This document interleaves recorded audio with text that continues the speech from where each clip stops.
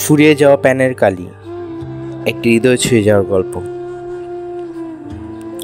সকালবেলা আদালতের পরিবেশে আজ একটু অন্যরকম স্নিগ্ধতা। বিচারপতি আবুল খায়ের টেবিল সাজানো, কফির কাপের পাশে রাখা তার প্রিয় পার্কার পেনটা, যেটা দিয়ে গত 35 বছর ধরে তিনি কত শত সিদ্ধান্ত লিখেছেন। কিন্তু আজকে দিনটা বিশেষ। আজ তার কর্মজীবনের শেষ দিন। আজকের পর আর কোনো রায় লিখবেন না, আর কোনো আদালতে বসবেন না। অফিসের লোকজন সকাল থেকেই তাকে ঘিরে ব্যস্ত।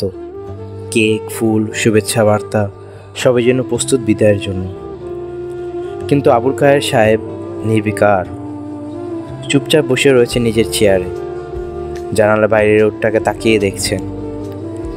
তার চোখে ভেসে উঠছে সেই প্রথম দিন, যেদিন বাবার দেওয়া পেনটা হাতে নিয়েছিলেন, একটুও না ঘাবড়ে প্রথম আদেশটি লিখেছিলেন। আজও তিনি একটি ছোট মামলার শেষ সিদ্ধান্ত লিখবেন। একটা বৃদ্ধ দম্পতির পেনশনের বিষয়ে সমস্যা, তেমন কিছু না, কিন্তু সেই বৃদ্ধ মানুষটির চোখে জল নিয়ে দাঁড়িয়েছিলেন বলেই তিনি আজ নিজে সিদ্ধান্ত লিখতে চেয়েছেন। তিনি পেনটা তুলে নিলেন। সরকারকে নির্দেশ দেওয়া হলো 7 দিনের মধ্যে আবেদনকারী বৃদ্ধের পেনশন মঞ্জুর করা হোক। হঠাৎ করে পেনটা আর চলে না। তিনি একবার ঝাঁকিয়ে দেখেন, না, কালি শেষ। সেই মুহূর্তে যেন তার বুকের ভেতরটা কেমন হাহাকার করে ওঠে। এই পেন দিয়ে তো বছরের পর বছর তিনি মানুষকে বিচার দিয়েছেন।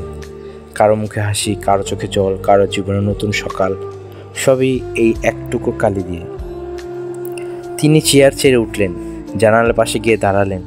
সহকারী বলল, স্যার, আমরা নতুন পেন আনিয়ে দিই? তিনি মাথা নেড়ে বললেন, না, আর দরকার নেই। এই পেনটা যেমন তেমনই থাক। আমার পক্ষে আর কিছু লেখা সম্ভব নয়।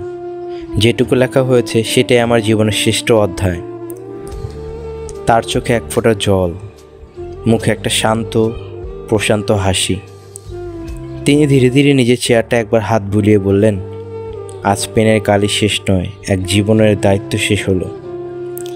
এ থেকে গল্পের শিক্ষা, আমরা যত বড় পদে থাকি না কেন, একসময় সব কিছু শেষ হয়ে আসে। কিন্তু আমাদের কাজ, আমাদের সততা, আমাদের সহানুভূতি, এগুলো থেকে যায় মানুষের মনে। একটা পেনের কালি শেষ হতে পারে, কিন্তু সেই পেন দিয়ে লেখা ইতিহাস, লেখা বিচার, লেখা মানবতা, তা চিরস্থায়ী হয়ে থাকে।